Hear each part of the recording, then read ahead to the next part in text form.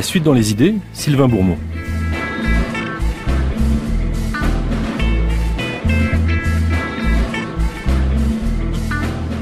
Pour comprendre comment la candidate du Front National peut se retrouver au deuxième tour de l'élection présidentielle, sans doute faut-il mobiliser de très nombreux facteurs explicatifs.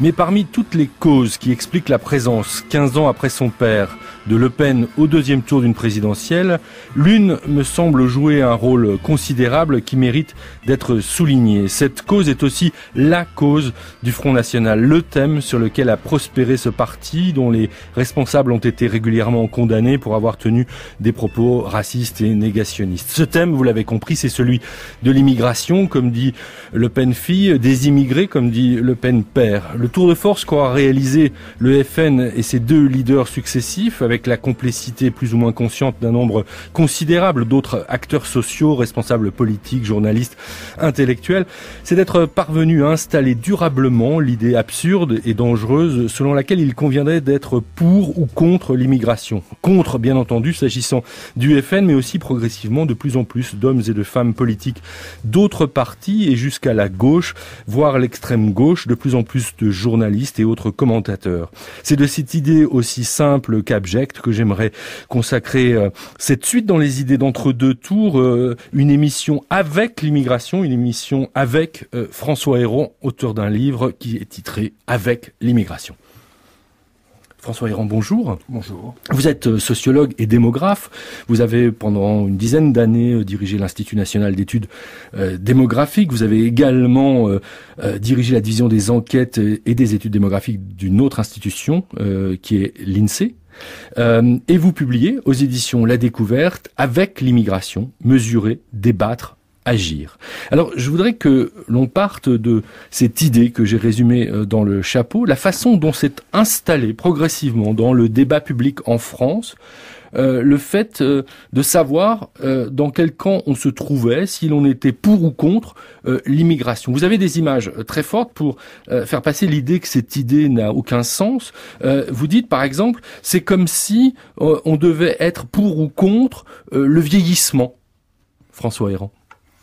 Oui, effectivement, cette idée, elle est devenue tout à fait absurde. Et je crois que notre débat sur l'immigration sera mûr, sera mature quand on aura dépassé ce stade.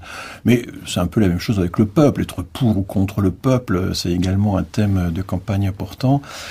Alors, un de mes arguments, qui est purement démographique, qui est fondé sur un constat, c'est que nous avons quasiment maintenant un quart de la population vivant en France qui est soit immigrée, soit enfant d'un ou de deux immigrés. 22% exactement. Oui, 10% d'immigrés, 12-11% d'immigrés, 12-13% d'enfants d'immigrés, c'est-à-dire les immigrés, ce sont bien les gens qui étaient nés étrangers à l'étranger, qui ont franchi la frontière, qui se sont installés pour une durée d'au moins un an, et puis les enfants d'immigrés ne sont pas immigrés, ils n'ont pas franchi la frontière, ils sont nés sur place, et cette seconde génération, comme on l'appelle maintenant un peu partout en Europe, c'est 12-13%, donc on arrive quasiment. Alors quand il y a un quart de la population qui est liée à l'immigration sur une ou deux générations, la question de savoir si on est pour ou contre, évidemment, devient un petit peu absurde. De même d'ailleurs que la question du coût de l'immigration. Que coûte un quart de la population, trois quarts restants? On comprend bien que ça c'est une façon de poser le problème, voilà, pour le moins étrange. Voilà, ça n'a plus de sens. Donc en vérité, on sait bien qu'évidemment, ça n'est pas n'importe quelle immigration qui est visée, et que derrière tout ça, il y a quand même de plus en plus l'islam, la question de l'assimilation.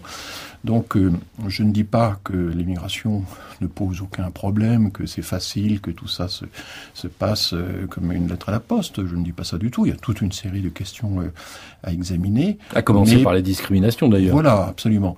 Mais si vous voulez, moi, je donne un nouveau sens au mot immigrationniste. Vous savez, les immigrationnistes, c'est dans le langage de Marine Le Pen, c'est ceux qui sont pro-immigration. Mais je crois qu'en réalité, l'immigrationnisme, il faudrait le redéfinir comme étant le fait de tout voir à travers le prisme de l'immigration. Et en ce sens, Marine Le Pen est complètement immigrationniste. Elle considère absolument tous les problèmes socio-économiques au prisme de l'immigration, ce qui est, évidemment, est totalement outrancier. Mais pour en arriver à la situation dans laquelle nous nous trouvons aujourd'hui, il s'est trouvé quand même beaucoup de gens pour accepter de formuler le problème comme ça. Alors, ça me semble très intéressant de voir un chercheur comme vous analyser la manière dont les choses se sont progressivement installées, enquistées dans le débat public de la sorte. parce qu'au fond, ça me semble correspondre exactement à ce que doit faire la recherche, c'est-à-dire non pas toujours apporter des réponses extraordinairement précises, mais déjà commencer par bien poser les questions et remettre en cause des problématiques qui sont de mauvaises problématiques, de fausses problématiques, des problématiques qui posent pour le coup d'énormes problèmes. Or, il semble qu'on est rentré dans une ère où on oppose aux réponses apportées à une problématique proposée par le Front National, du fact-checking. Alors on va mesurer pourquoi ce que dit Marine Le Pen est fausse, alors que en fait ce qu'il faut remettre en question, c'est la manière même de poser la question. Alors, le démographe que je suis est aussi sociologue et anthropologue. Et donc, effectivement, il n'y a pas que l'objectivation des faits, il n'y a pas que la mesure. C'est un élément essentiel, il faut le maîtriser. Et il y a un débat, il y a une controverse sur les faits objectifs. Il faut s'intéresser aussi aux représentations. Moi, ce qui me frappe, par exemple, je le signale à plusieurs endroits dans le livre, c'est que on a d'un côté les gens qui ne se sentent plus chez eux en France parce qu'il y a trop d'immigrés, mais on a aussi exactement le phénomène inverse, qui est très intéressant aussi, et qui a été illustré par la fameuse rumeur du 9-3. Vous êtes dans des zones où il y a quasiment pas d'immigration, traditionnellement, comme l'ouest de la France, la Champagne, par exemple, et dès que commence à apparaître une petite fraction, si minime soit-elle, d'immigrés visibles, parce qu'ils n'ont pas la même couleur de peau que vous, des rumeurs se sont enclenchées, notamment la fameuse rumeur du 9-3. Je vous invite à aller regarder le site Wikipédia sur la rumeur du 9-3, qui est spécialement bien documenté et qui raconte comment, dans des villes comme Niort, Poitiers, Châlons, en Champagne, etc., on s'est répandu la rumeur comme quoi eh bien, les municipalités accueillaient des migrants de la Seine-Saint-Denis en échange de subventions venant de la Seine-Saint-Denis. C'était une rumeur. Benoît Paru, par exemple, a porté plainte contre cette rumeur. Hein. C'est allé assez loin. Et là, c'est un peu ce qui se passe aussi en Allemagne de l'Est. Vous avez très très peu de migrants, même pas 5% de la population quand on additionne les deux générations, mais c'est là qu'il y a le plus de xénophobie. Donc la peur de l'étranger peut naître dans des contextes très différents. Le sentiment qu'on est dans une zone où avant il n'y avait pas d'étrangers, maintenant il y en a beaucoup, ou pas d'immigrés maintenant. Il y a beaucoup l'idée d'un monde qui a changé. Et c'est vrai que le monde a changé. Je ne le nie absolument pas. J'insiste même au contraire sur le fait que il n'y a jamais eu autant d'immigrés que maintenant. Ça, il faut le dire, c'est vrai. Et la composition de ces immigrés a formidablement changé, puisque la part de l'Afrique, dont le Maghreb, c'est aux alentours, c'est plus de 40% maintenant, alors que c'était 15% en 1975. Donc tout ça, ce sont des changements qui sont visibles, qui sont perceptibles par l'opinion publique, il ne faut surtout pas le nier, mais en même temps, ce que j'explique, c'est que, et on le voit quand on lit beaucoup d'auteurs, l'idée qu'on pourrait régresser, revenir à l'époque de notre enfance, revenir aux anciennes proportions, réécrire l'histoire, avec tous ces titres nostalgiques qui évoquent la mélancolie, etc., l'identité malheureuse. Non, on ne peut pas réécrire l'histoire. Et donc, que l'on soit, quels que soient vos sentiments à l'égard de l'immigration, il va falloir travailler à vivre avec elle et à essayer de résoudre tous les problèmes d'intégration de tous les côtés, comment la société intègre, comment les migrants acceptent de s'intégrer, la question des valeurs, la question de l'accueil, la question du rapport entre religion et laïcité. Tout ça, ce sont de vrais problèmes, mais on ne peut pas les résoudre en rêvant d'abolir l'immigration comme certains veulent le faire. Alors, vous dites, François Héran, il y a des représentations, il n'y a pas que les chiffres, mais évidemment, il y a les chiffres, vous êtes un statisticien.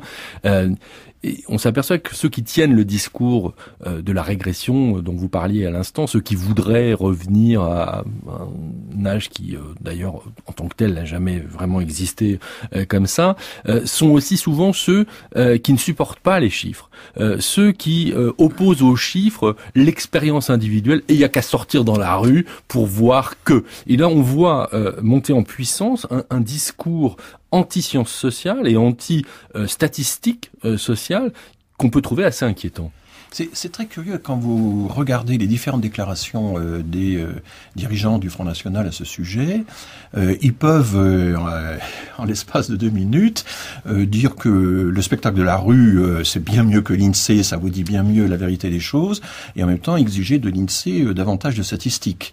Alors, il faut savoir qu'il y a en France une méfiance assez généralisée dans l'opinion publique. Il y a une enquête du Cevipof qui s'occupe de ça, vis-à-vis des chiffres de l'immigration. Mais en fait, j'ai regardé ça de près, vis-à-vis de tous les chiffres relatifs aux réalités sociales, les chiffres du chômage, les chiffres de l'indice des prix, etc. Il y a à peu près que 30% de la population française qui y croit, entre guillemets. Donc l'immigration ne fait pas exception à la règle. C'est à peu près le même ordre de grandeur. Donc c'est vrai qu'il y a un vrai rapport un vrai problème de la relation des grands instituts statistiques, l'INSEE, qui est quand même une sacrée administration. C'est 5000 personnes, l'INSEE, c'est pas rien, c'est une grande organisation qui nous est enviée dans le monde entier, qui marche bien. Il y a aussi des organismes de recherche, dont l'INED. Comment faire pour que tout ce travail d'établissement des faits puisse passer auprès de l'opinion publique? Moi, j'ai mis en emploi, par exemple, à travers ce genre d'ouvrage, mais enfin, ces instituts que je cite là font un travail énorme de mise à disposition des données, de publication aussi pédagogique possible auprès des journalistes, des enseignants, etc. Il faut, voilà. Mais c'est vrai que nous nous heurtons aux fake news, nous nous heurtons à l'idée que les chiffres, après tout, c'est n'importe quoi, ça se manipule à loisir. Et là, il y a quelque chose que je voudrais dire, qui est important, qu'on ne dit pas assez, que d'ailleurs je n'ai pas dit dans le livre. On ne peut pas raconter que chaque année, il y a une portion considérable des migrants qui échapperaient à l'observation statistique, parce que c'est multiplicatif d'année en année. C'est comme autrefois, lorsque la CGT avait son propre indice des prix, qui montait toujours plus que l'indice des prix officiel. Au bout d'un certain temps, ça se multiplie, et le décalage devenait tel que c'était complètement irréaliste, et la CGT est obligée de revenir à la base et de repoursuivre. On ne peut pas raconter, année après année, sans introduire une formidable incohérence, que on manque le plus gros de l'immigration. Parce qu'à ce moment, ça voudrait dire que nos recensements, nos enquêtes, sont toujours de plus en plus mauvais, année après année, et que l'écart finirait par atteindre des millions. Non, il y a quelque chose qui est formidable dans la science statistique, c'est la cohérence des données à travers le temps. Et ça, c'est évidemment un élément de vérification important. Mais, il faut bien le dire, la culture statistique est quand même peu répandue en France. Elle est très peu répandue dans le personnel politique. Et moi, je suis très frappé quand je vais, par exemple, aux Pays-Bas ou au Canada, que je rends visite à des sous-ministres, c'est-à-dire des directeurs d'administration centrale ou à des hommes politiques. Ils ont des PhD, ils ont fait des PhD d'économie, de sociologie, de droit.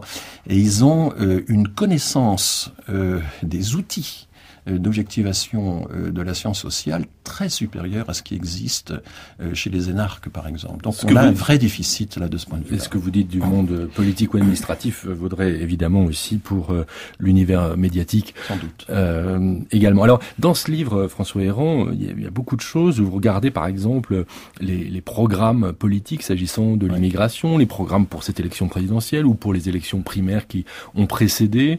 Et s'agissant de la candidate du Front National, vous regardez ce programme, mais pour en évaluer le caractère irréaliste, au fond, plutôt que de vous projeter dans l'avenir, comme certains auteurs l'ont fait, vous en éprouvez les propositions en regardant en arrière et en dressant le bilan de Nicolas Sarkozy. Expliquez-nous ce choix de méthode. Alors, d'abord, je caresse encore l'espoir sans doute tout à fait vain que l'électeur est un être rationnel et qui, avant de faire son choix et de se prononcer sur des mesures d'avenir, se dit, mais après tout, telle ou telle solution, qu'est-ce qu'elle a donné pendant toutes les années, on les a appliquées. Je rappelle, parce qu'on finirait par l'oublier, que Sarkozy a eu la haute main, Nicolas Sarkozy a eu la haute main sur la politique migratoire de la France, pas seulement pendant le quinquennat Sarkozy-Fillon, mais pendant 9 ans, puisqu'il a été 4 ans ministre de l'Intérieur, en 2 périodes très très proches. Sous la présidence de Jacques Chirac. sous la présidence de Chirac. Il y a eu un petit intervalle Villepin, mais qui n'a pas duré longtemps. Et on peut dire qu'il a eu vraiment les moyens de sa politique depuis 2005. Donc c'est quand même très long. Que s'est-il passé pendant ce temps-là? Et moi, ce qui m'a beaucoup frappé, en lisant vraiment de façon aussi exhaustive que possible tous les livres-programmes de tous les candidats, y compris aux primaires, il faut un peu d'abnégation pour faire ça, c'est qu'il n'y avait jamais d'évaluation sérieuse de la politique migratoire depuis 10 ans.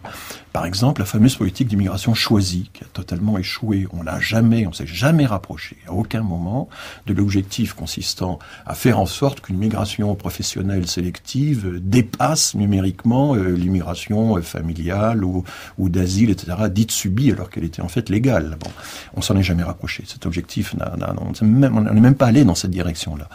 Donc, pourquoi ? Et la question qu'il faut se poser quand on évalue comme ça une politique publique, alors j'avais fait cette évaluation il y a 10 ans dans Le Temps des immigrés, qui était un essai publié dans les collections de Pierre Rosanvallon. C'était une évaluation un petit peu ex-ante, comme disaient les économistes, a priori. Là, 10 ans après, les faits se sont passés et on constate que ça a échoué. Pourquoi ? Eh bien parce que la grande majorité, l'immense majorité des migrants qui entrent dans le pays entrent parce qu'ils en ont le droit. Ils viennent pas pour réparer la pyramide des âges, ils viennent pas pour combler les manques, les trous de la population active, même s'ils se présentent sur le marché du travail, évidemment, et même s'ils remplissent des emplois dont les Français généralement ne veulent pas, ça c'est absolument clair. Ils viennent d'abord parce qu'ils en ont le droit et parce que nous appliquons, et là les associations, les magistrats évidemment jouent leur rôle, plus que dans d'autres pays sans doute. Nous appliquons les droits de l'homme universel, ce qui est le droit de vivre en famille, le droit d'épouser qui l'on veut et de faire venir son conjoint, le droit pour un enfant de vivre avec ses parents, le droit pour un enfant de ne pas payer pour le statut illégal de ses parents, par exemple. Ce sont des choses qui... Ou pour un étudiant de venir étudier. Ce quasi-droit, finalement, qui est en train de prendre forme, au fond, de faire des études dans une bonne université à l'étranger, et c'est quand même 60 000 personnes chaque année venant de pays non européens qui entrent à ce titre. Hein. Et la France, notamment avec son agence France Campus, fait une publicité du tonnerre pour attirer les étudiants. Nous faisons partie des 4 ou 5 pays au monde qui attirent le plus les étudiants. Et c'est évidemment une bonne chose pour le rayonnement du pays. Mais oui, bien sûr. Avec l'Allemagne, les États-Unis, le Canada, l'Australie. Enfin, nous faisons partie des 5 ou 6 pays performants dans ce domaine. Donc voilà un peu le tableau. Donc ça veut dire qu'il y a 200 000 personnes à peu près. Oui, il y a une petite controverse récente sur laquelle je voudrais quand même dire 2 mots. Il y a eu un creux en 2007. Dans ces 200 000, on est descendu sur quelque chose comme 175 000 ou 180 000 parce que c'était la mise en place de la grande loi Sarkozy de 2006 et la création du ministère de l'immigration qui fusionnait ou rapprochait les quantités de services jusque-là isolées. Donc ça retardait tous les dossiers. Donc on était déjà très proche de 200 000 en 2005. Il y a eu cette retard technique en 2007, et ensuite c'est revenu, c'est reparti de plus belle aux alentours de 200 000 pendant tout le quinquennat Sarkozy-Fillon. Évidemment, il y a eu une montée récente assez modeste en réalité, due à l'asile et à l'afflux des Syriens. Alors si on prend le point le plus bas 2007, le point le plus haut en 2016, oui, ça fait une montée, mais en réalité, il y a eu des oscillations. Et quand on regarde composante par composante, le regroupement familial n'a quasiment pas bougé. Il y a eu un petit peu une reprise sous les socialistes parce que les dossiers étaient retardés sous Sarkozy. Mais enfin, il faut bien exécuter les droits. La seule montée significative et forte, c'est les étudiants. Passé en gros de 40 000 à 60 000, enfin j'arrondis fortement les chiffres évidemment. Il y a eu la petite montée très récente de l'asile qui évidemment était inévitable, et tout le reste, la migration matrimoniale, c'est-à-dire les conjoints de Français, la migration de travail, tout ça. La migration de travail a monté sous Sarkozy, puisque Sarkozy a réintroduit la possibilité pour des migrants d'entrer directement au titre du travail, mais ensuite ça a été maintenu à des doses homéopathiques et c'est resté à 8% du total, Donc on a de travail. Donc au total, on a une stabilité. On a une politique migratoire, en tous les cas, une réalité migratoire qui ne bouge pas pendant toutes ces années. Alors elle ne bouge pas parce que, si vous voulez, contrairement à ce que raconte Marine Le Pen, nous ne sommes pas face à une gigantesque migration migration incontrôlée. Nous contrôlons beaucoup. Il y a énormément de contrôles. Par exemple, la migration matrimoniale, il faut une certaine durée de séjour de la part du demandeur, il faut des revenus, il faut et les maires ont maintenant, depuis la loi Pasqua, ont le droit de vérifier la réalité de la vie commune. Bon, donc ce sont des contrôles extrêmement précis.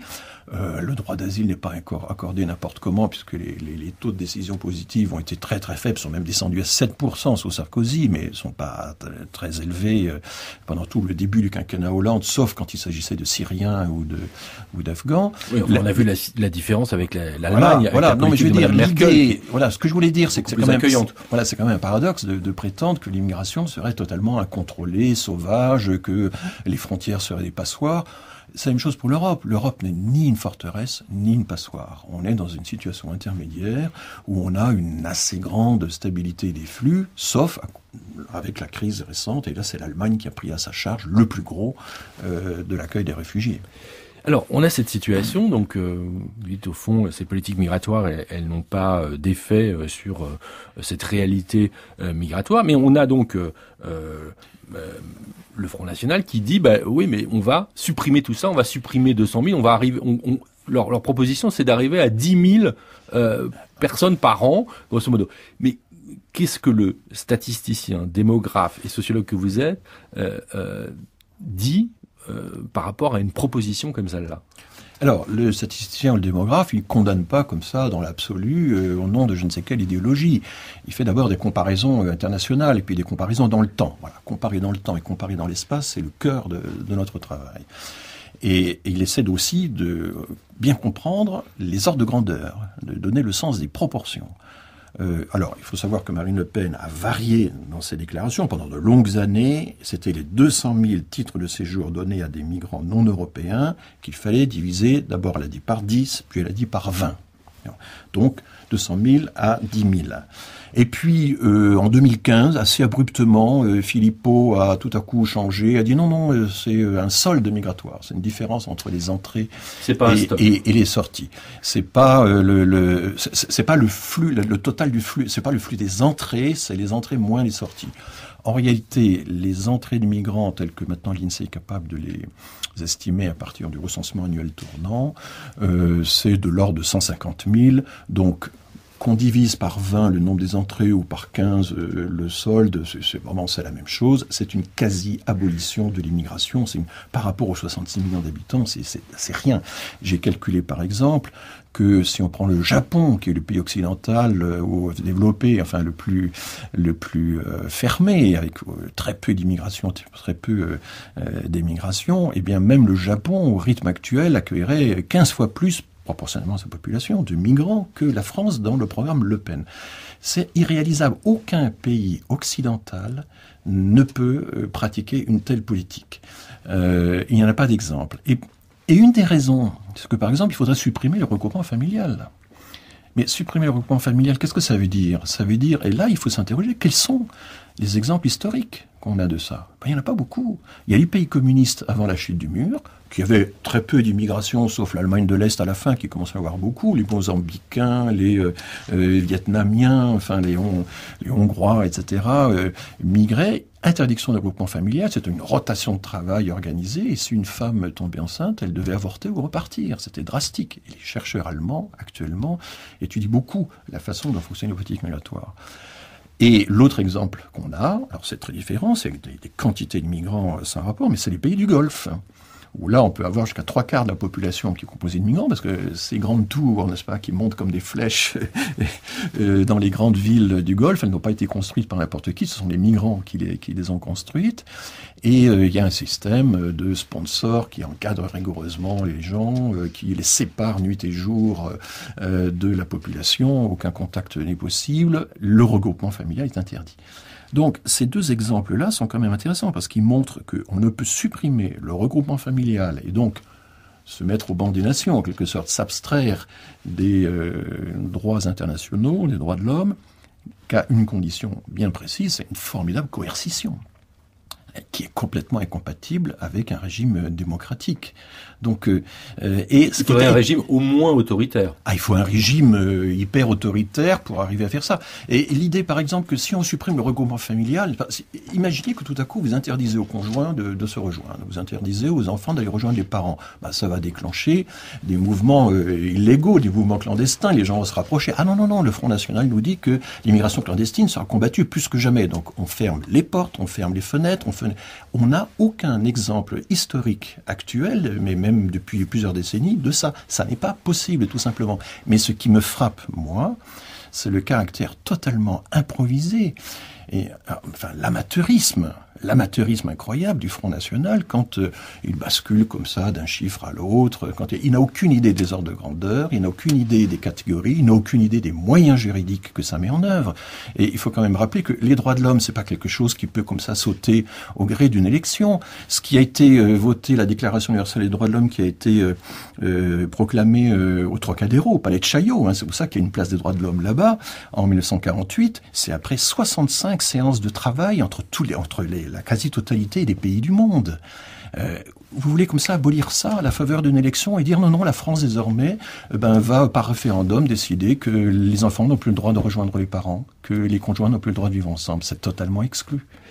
Pour montrer l'absurdité de ces idées, je voudrais vous citer, François Héran, vous dites « L'idée qu'on puisse stopper ou même suspendre des composantes entières de l'immigration pour plusieurs années, comme la migration familiale, relève du même songe éveillé. C'est comme si on demandait aux Français de s'abstenir de vieillir pendant 3 ans pour rééquilibrer les comptes sociaux. » Oui, c'est du même genre d'impossibilité. Et alors, même si, évidemment, Marine Le Pen, maintenant qu'elle est dans une deuxième étape où il faut essayer de ratisser le plus large possible, dit un moratoire. Je ne vais pas arrêter, on va faire un moratoire de quelques semaines pour étudier les conditions. Enfin, ça fait 30 ans ou 40 ans que le Front National nous parle d'immigration, et l'étude des conditions, il avait tout le temps de les faire. C'est pas entre 2 tours d'une élection présidentielle que tout à coup on se met à réfléchir sur les possibilités légales de mettre fin à l'immigration. Mais ce qui est frappant, juste pour terminer, François Héran, c'est quand même, au-delà de toutes ces incohérences, la facilité, au fond, avec laquelle le Front National est parvenu à être ce que vous appelez immigrationniste, c'est-à-dire à mettre cette question au centre, à la mettre posée d'une façon qui n'a aucun sens, mais à être pris au sérieux pour ça par des interlocuteurs, que ce soit des adversaires politiques ou des commentateurs. Écoutez, alors moi par exemple, je ne me prononce pas sur les questions économiques, la sortie de l'Europe, l'euro, etc. Mais sur les questions de migration, je fais partie, je pense, des rares personnes qui ont lu très sérieusement la littérature du Front National, qui l'ont suivi année après année. Nous sommes une poignée de chercheurs à avoir fait ça, et sur la question de l'immigration. Et je suis extrêmement frappé de voir qu'il n'y a jamais d'analyse sérieuse, d'analyse de fond. Et quand vous donnez la peine d'écouter des meetings entiers de Marine Le Pen, c'est la vocifération de formules choc, mais c'est jamais de véritables analyses. Merci beaucoup François Héran. Je rappelle le titre de ce livre, Avec l'immigration, mesurer, débattre, agir. Il est publié aux éditions La Découverte. Vous trouvez la référence bibliographique sur la page de la suite dans les idées.